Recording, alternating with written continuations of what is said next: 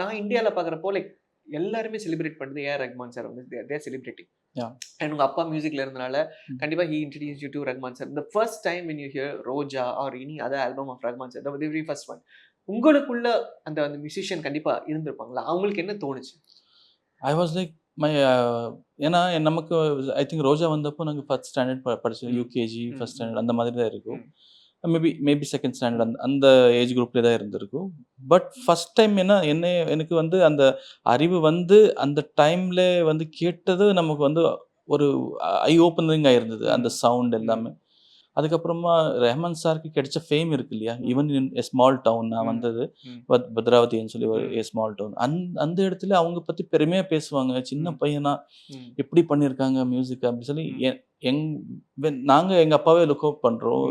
பெரிய பெரிய musicians from my down அவங்க எல்லாம் வந்து புகழ்ந்து பேசும்போது நமக்கு ஒரு ஐக்கானா மாறிட்டாங்க அவங்க. ஓகே.